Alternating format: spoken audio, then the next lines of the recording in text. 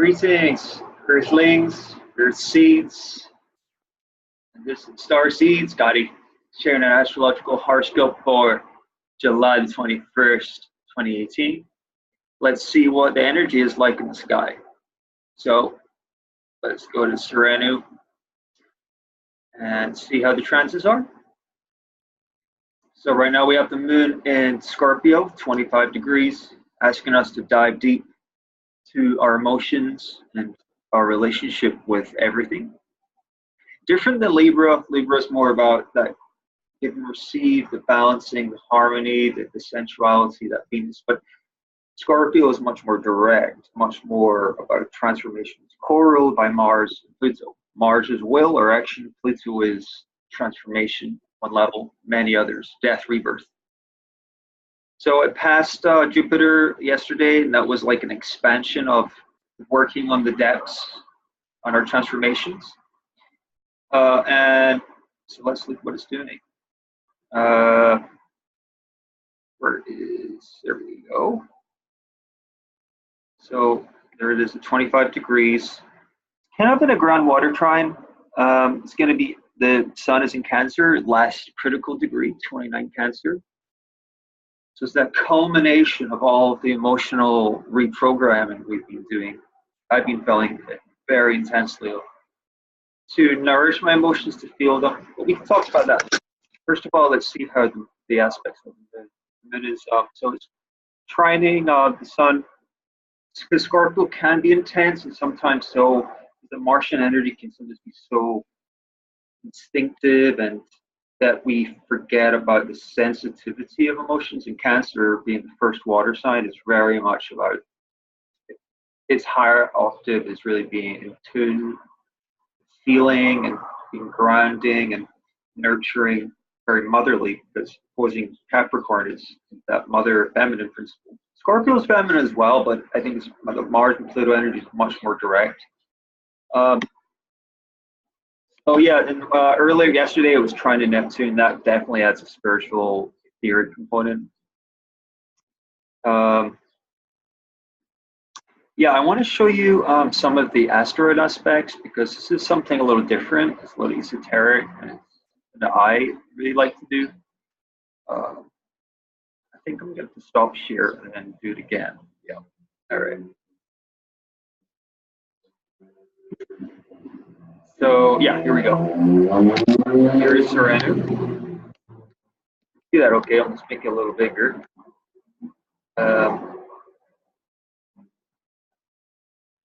So yeah, this is aspects. So the aspects of the moon are it's trining some asteroids. It's trining Manway. I don't know too much about that, but what I can say is the opposition of the moon to Sedna is Sedna's at 27 Taurus. The moon will be 27 Scorpio. Sedna is an asteroid that is past Pluto. It actually it's fascinating. We had a moon, full moon of a couple months ago that was conjunct Sedna. Sedna is very feminine, but it has a very transpersonal energy to it. And actually, what I'd like to do is show you the orbit of Sedna, because it's got a massive orbit. It's like 20,000 years in one solar return. Compared to Pluto, I believe it's 300 years. So yeah, here's the circle here. It's just, so to me what it means is there's this transformational energy that's of feminine nature. The feminine is the birth of creation.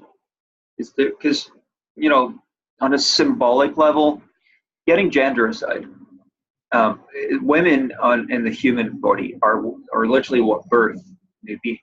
Men don't. Men have a different creation with their mind, the air and fire quality, but women have earth and water. And on another level, we can have all of these aspects when we integrate our soul. But just to show you this picture here, you see the red line? That is Sedna's orbit. And the circles on the left side are our solar system. So that purple, if you can see,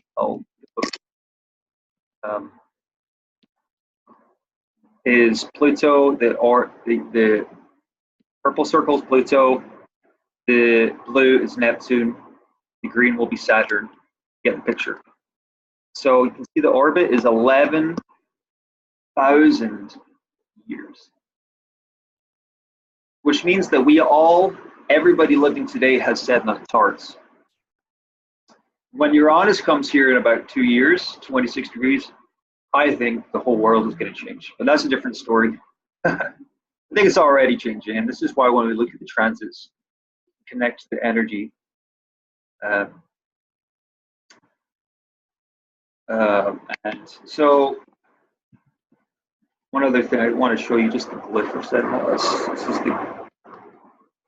Well, we can look at that another time. So, the opposition of the moon to Sedna is this balance between our emotional desires, our emotional needs, our soul, which is all very fixed water, Scorpio. Sedna, though, is Earth, and it's like because Scorpio wants to merge externally quite often. It's Mars will Scorpio.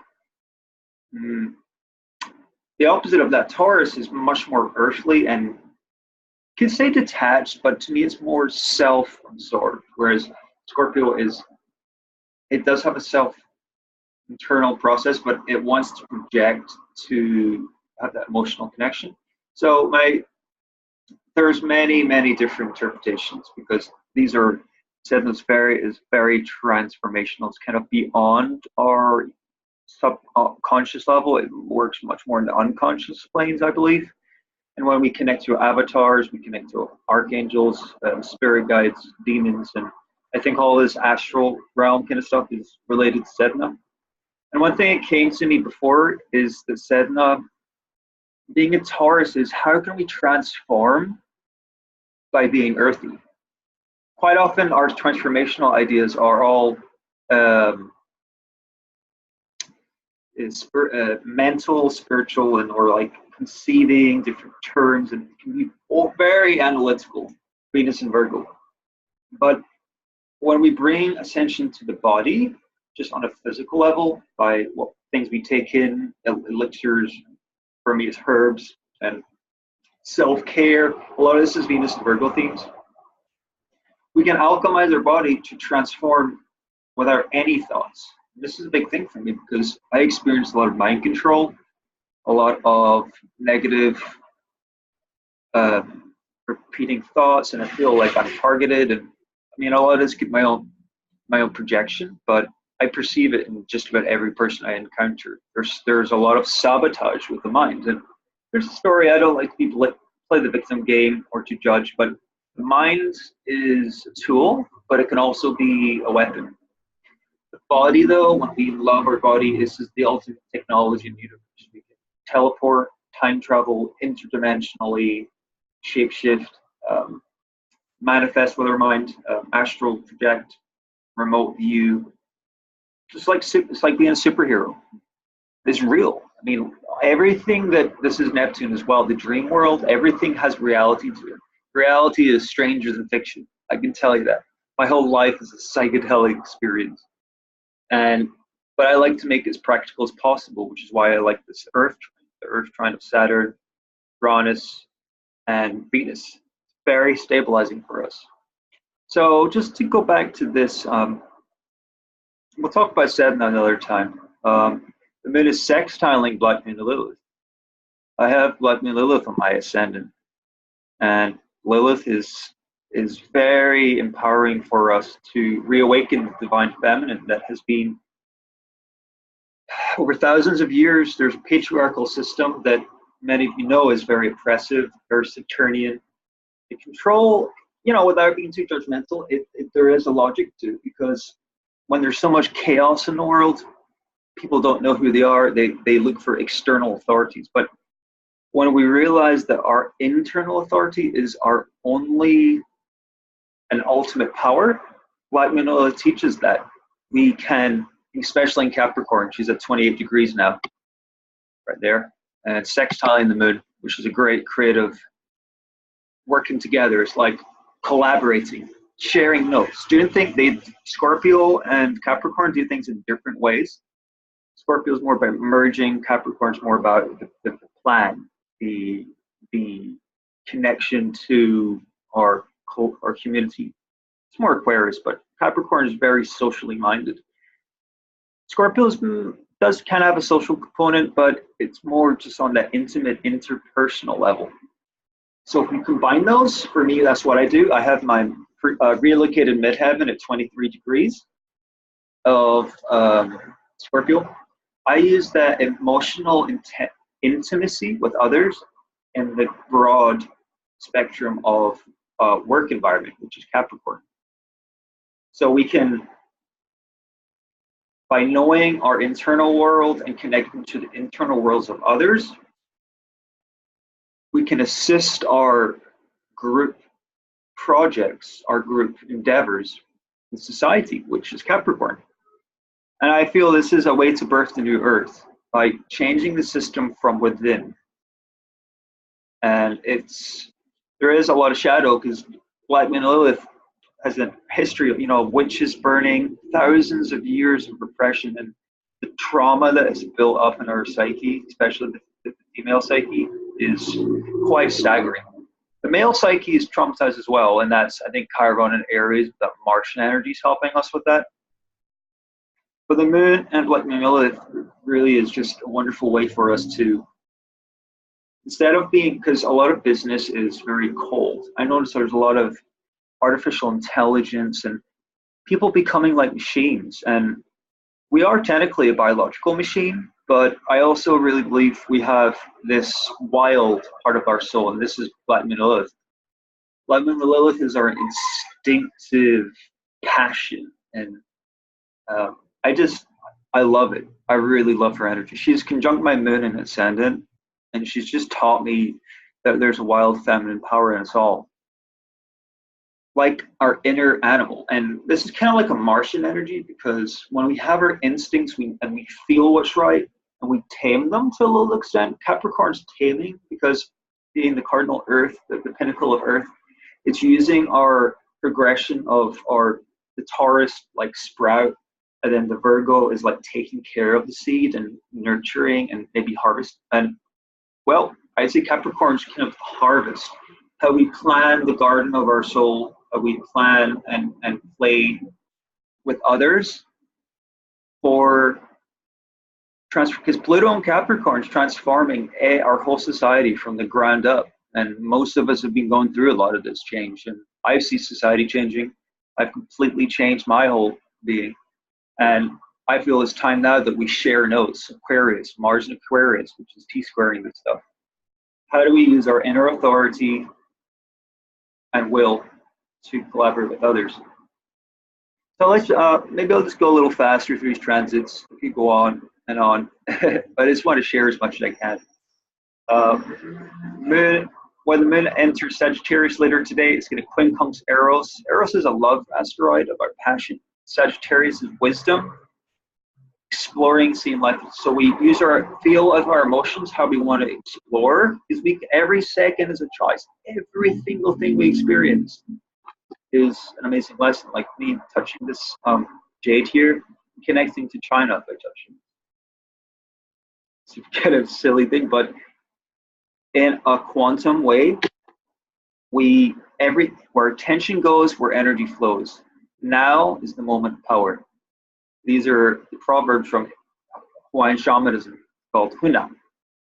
And I've learned a lot about just by connecting to receive intuition downloads, and Sagittarius being the fire mutable sign is we can receive, because there's so much information, millions of interdimensional planes that are are always accessible. We just have to tune in. Like the classic analogy Lex uses are like a radio station, and all the radio stations are there, right here, right now, everywhere, at all times. But we only access the particular station according to our vibration, our emotional vibration, and our thought states. When we combine those and hemisphere, anything, superconducting, just balance, and there's many ways to do this, then that balance tunes our station. We can choose. If we don't choose, then we're just going to go to default. And most of the stations are very low vibe.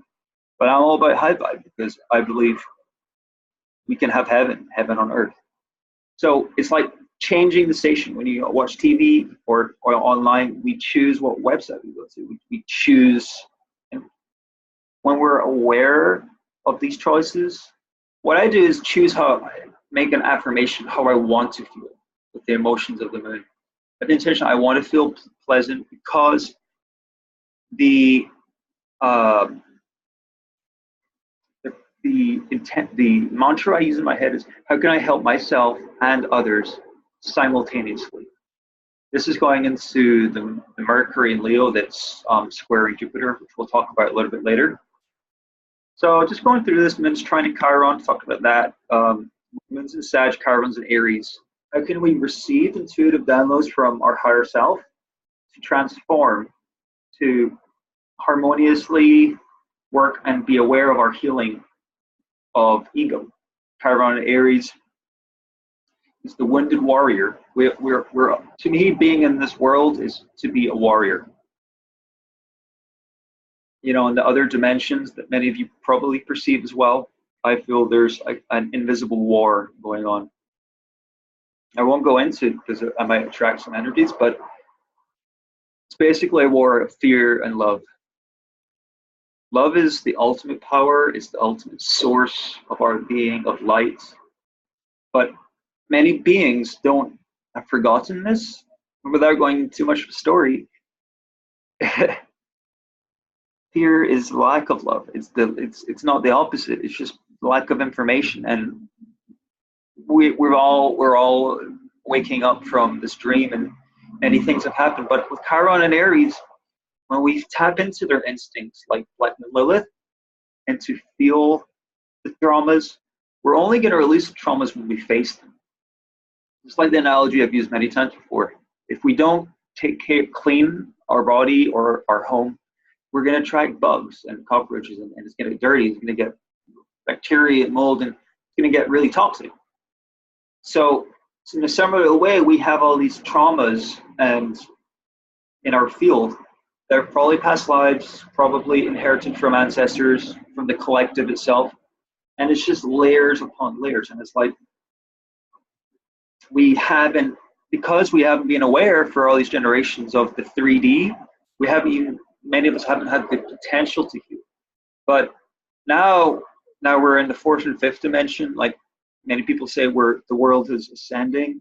We have the capacity to interact with these planes and to access our unconscious, to heal it. And Chiron wants us to heal it by being direct. Aries is Mars. Aries is following our instincts and our will to decide what, because Aries knows, there's a wonderful part of Aries, it knows what it wants. And sometimes we realize that our instincts were maybe a little premature, and we'll have to learn to balance that out. So I think Sagittarius is, with the moon there, is trining, is asking us to feel what we want, what we feel we need to heal, but to be open to receive that Sagittarian wisdom. And for me, it's meditating in nature. When I'm in nature, I meditate, I turn off my mind, I feel into my heart, a nice posture. And then I just let spirit come in. I just basically, it's like going to sleep, meditating. My friend shared a beautiful proverb that I'll never forget. She said, prayer is speaking to God, source, creator. Meditation is listening to creator. And I thought that was beautiful, because we realize that our ego is just one fragment of who we are, and there's a massive multidimensional aspect of other identities within our avatar self, then we can tune into those at any time. When we put our ego to the side, it's humility, Neptune and Pisces. We use the ego, Aries, Chiron, for survival or thrival. Danny Vidal's cool guy said that. Surviving and thriving at the same time, totally possible. I do this every day. So just to move on, I've talked about this bit. The moon is sextile Logos. Logos is the logical part of our mind. 3 degrees Libra. So using the wisdom of Sagittarius, our passion, inspiration, or to find out logical and creative ways to look at life differently. The moon will be sextiling Mars and Aquarius later today. 5 degrees Mars and Sag. That's great because they both have an air intellectual quality. So the moon feeling our passionate fire of Sag, striving to explore.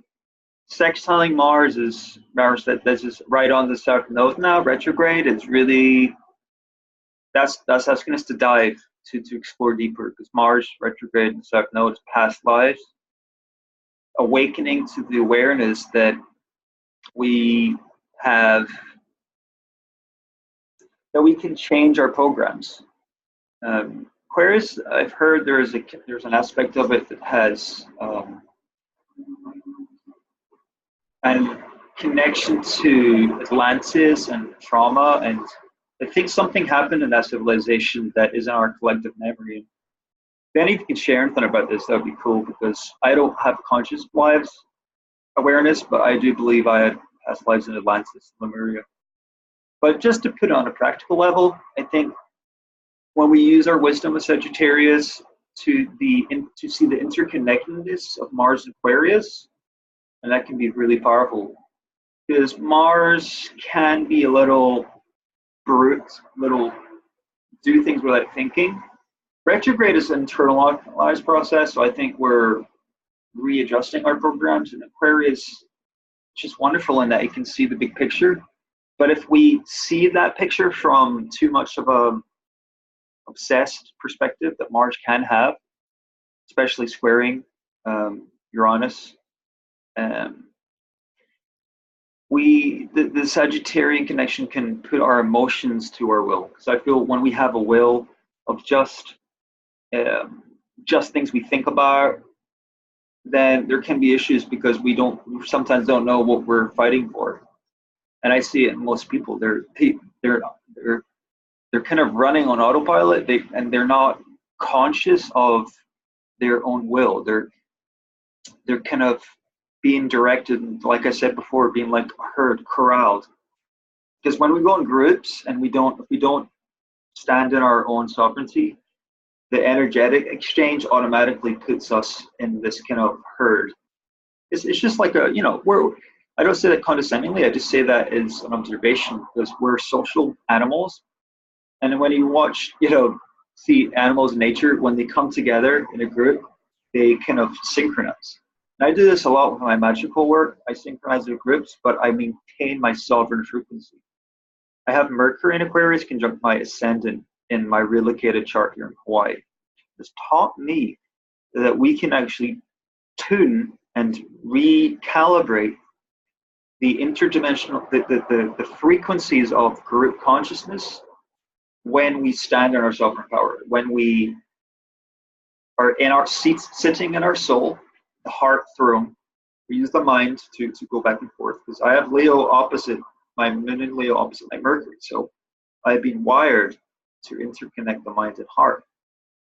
I heard something yesterday that really resonated. Think with the heart, feel with the mind.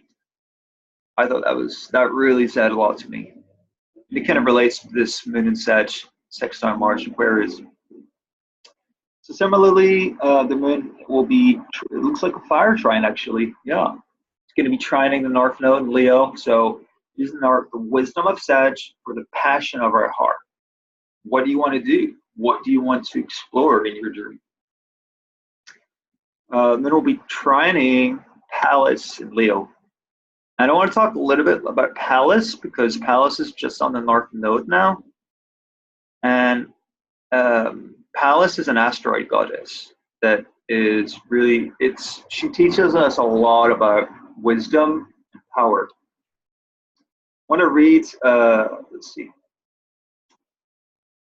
a little, first of all, I want to show you a picture of Pallas, the asteroid goddesses. I work with them a lot. I have a lot of feminine energy in my chart, but I feel my tension with Venus and Aries on my midheaven.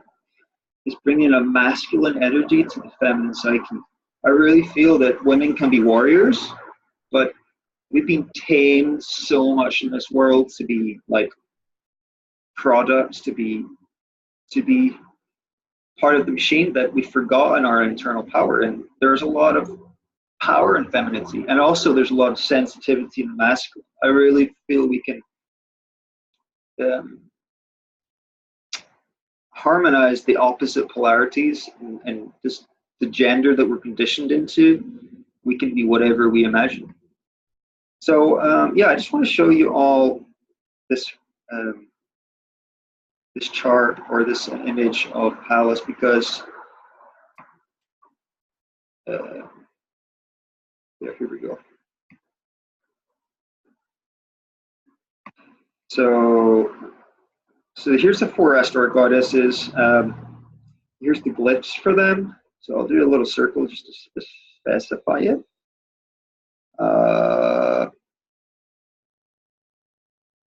There we go. So Palestinian is Athena is at the top here in this red circle. And you'll see the glyph has like a rectangle, and then the similar to the circle, Venus, because Venus is the planet that has a correlating relationship, because these are goddesses, and Venus is the planet of love and femininity. These asteroid goddesses have an intimate relationship. They probably have a history. With the orbits of these asteroids, they probably have a relationship to the lost planet Maldek, or they could even be spaceships. They even could be, they're aspects of our being. There's a lot of theories of this, but you know, Pallas in this chart being on the midheaven does indicate there's a Capricornian element, because she understands that in this patriarchal world, we have to understand to become the patriarchy in order to transcend it. Not fully. There's a Native American proverb that to me explains this. When the Europeans basically took over, invaded, or traveled to America, because there's always his story and her story. When they came, the natives interacted, two completely different cultures, indigenous, have the civilized European patriarchy. The natives realized that they were going to be dominated because of the power of the patriarchy. But that domination was only on the outside, the external. They had a very deep connection to spirit, to their heart, because they lived on the land. This is a simple story, but the phrase that comes to me is, if you can't beat them, marry them. That to me really says a lot. I'm curious if that resonates, because when we marry is actually more of the archetype of Juno. Juno is the circle on the right. Juno has a mastery. She was the sister of Jupiter, so there's an expansive quality, but also on the descendant is the relationship needs to understand that our being is not individual, but is actually completely connected to others. That actually reminds me of a really cool quote. I really, really want to share it. It's from a movie called Cloud Atlas. And the quote really summarized it.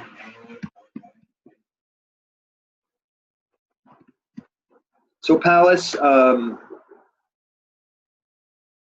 okay, yeah, our lives, so this is from Cloud Atlas. Our lives are not our own. We are bound to others. Where's the rest of it? We are bound to others, past and present, and by each crime and kindness, we birth our future. I love that quote. Because we can be aware of our past lives, South Node, Mars, and our future lives, North Node, Leo. And then our lives not being our own is understanding that we are interconnected, Mars and Aquarius. Bounds to others is Jupiter and Scorpio, the binding of connection. Also Capricorn's binding, because Saturn is controlling. We need control because we are all collaborating together in this world. So yeah. Okay, let's go back to Pallas. So just quickly talk about Pallas. Yeah, so it has a Capricornian. Pallas in Leo, though, is about our creativity. There's a little interpretation I want to read out here. I always, when I'm learning about asteroids and aspects and astrology, there's so much multi-dimensional information that I like to meditate to receive information, but I also like to read. There's hundreds of astrologers and pioneers who study astrology, and I think it's great to watch. I learned astrology by watching videos, but you can also read articles, and I just go to search engine and just type in the aspect. And then it's like we can teach ourselves all this. I teach myself every day. I ask myself, what is the meaning of this? What is the question? So let's end the deal. Here we go. Intuitively, though, I think it's great to use our intuitive because we're creating our own universe. This is North Node conjunct Pallas. We literally create through our curiosity and our imagination and our Leonian fiery inspiration.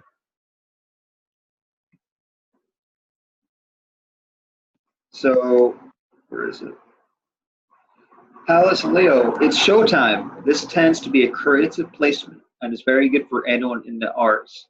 But in any profession, things will be arranged and problems will be solved in dramatic, tension-getting ways. Yeah, Pallas does have a warrior type of energy because she's very in the midheaven. Her connection to Capricorn is using the feminine energy of intellect. It has an airy quality. There's a Libran association as well with Pallas. And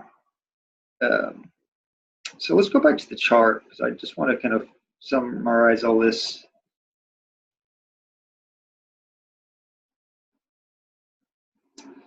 Yeah, here we go. All right, so here's the chart. So yeah, Pallas in the North Node. The Sun will be approaching this soon. So yeah, with Pallas, I think be seeing everything as a creative opportunity. So when the drama comes up, which inevitably will, with the squares of Uranus, there's just so much in us that's being shaken. The universe is like shaking us up because Uranus knows that we won't change if we are in our comfort zone, Saturn. But we will change if there's like a lightning bolt of Uranus to shake things up so that we can see the things in our field, and then we can use our creativity to readjust those. If that makes sense. So yeah, the moon here. Oh, actually, North Node. I want to talk a little bit about Mercury and Leo. It's squaring Jupiter. Actually, it's kind of past that. Yeah. Well, it is quincunxing Pluto. And that's really, I've been feeling that depth. And yeah, it's the curiosity in our mind, seeing life as a stage, seeing that it's kind of like a movie. I feel this all the time. To transform, we have to work with, I feel we work with the system, the external authorities, to understand that they are related to our internal. Everything is our internal authority, ultimately. And when we ask how we can empower ourselves through our will and our passion, Leo, through Pluto and Capricorn, then we can start making changes. But the Capricorn knows the change takes steps. It doesn't happen overnight. It happens over thousands of preparation. And that's what I've done with my herbal diet. I've taken certain herbs for consistently thousands of times over the last 10 years to build my body into an avatar. And I'll go over this in other videos, but Capricorn knows it's the plan that gets the job done. It's the rabbit that wins the race instead of I know there's different phrase about that. So yeah, we talked about water trine.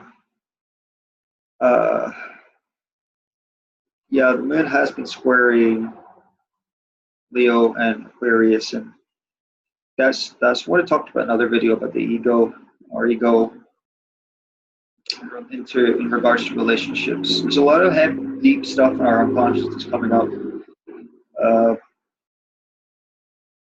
The North Node is like really squaring Uranus, so I really believe it's physical changes that are good to bring. I talk about self-care, using essential oils and really healthy foods to nourish, because Taurus is nourishment. When our body's nourished, then we're able to expand. That is the foundation. It's like the first thing. Before we drive a car, we have to put the right gas in it. If there's no gas, we can't even go anywhere. And similarly with our body. And it's not to say that we have to take things all the time. We can receive as well. The receiving is what a lot of the energy of Venus in Virgo. It's starting to oppose Neptune. I think it's asking about our physical self, our physical values, and how we can share that with spirit. Spiritual service is a concept I like to say a lot.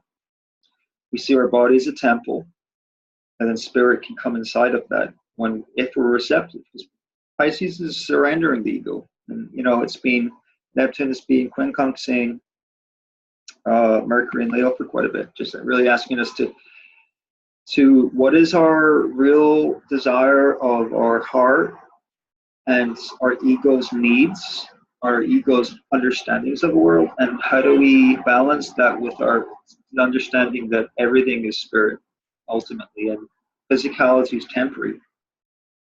Neptune is a really tricky sign in Pisces for those who live in the ego, because if we believe that our ego is everything, then we are threatened by anything that is invisible and the quantum. But when we realize that our ego is one part, then we can have this alchemical reunion with spirit. And the emotional experience is the key, because when we feel what is true, then we can go with our mind after. To me, the feeling is the compass, the star.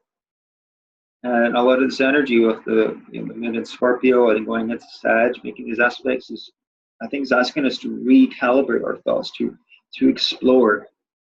The inner child is Leo, and I think when the sun's going to be coming here, eclipses at some point soon, it's really going to invite us to explore. Our inner child is free. It's completely unliberated, and I think it's a good thing, because we can use our intellect, our mature side, and our innocent, playful side. So, let's see. I think I've talked a lot about certain things today. The Mercury, there's a lot of energy. Then actually, Mercury and Leo is going to be going retrograde. So a lot of these questions of our mind and our heart are going to be really reviewed. I think I talked this already, Finger God. Yeah. Yeah. All right, I'll leave it at this. I don't want to keep it too long, but thank you so much for listening. Please share any thoughts or any opinions, considerations if you have any, because I'm just starting this off, horoscopes, and I'm trying to be as intuitive and honest and direct as I can, but I want to be as serving. I have a lot of Pisces energy on Virgo, and I've mastered a lot of physical things in Virgo, but I'm learning with my North Node, opposing my Earth and South Node, to bring out to see the spiritual connection of us all. And Mars is really helping the will. So we're all interconnected. This is what's so amazing about astrology. When we can help each other, we're helping ourselves. Think with the heart, feel with the mind. That's what I'll leave it with today. Thank you so much. And until next time.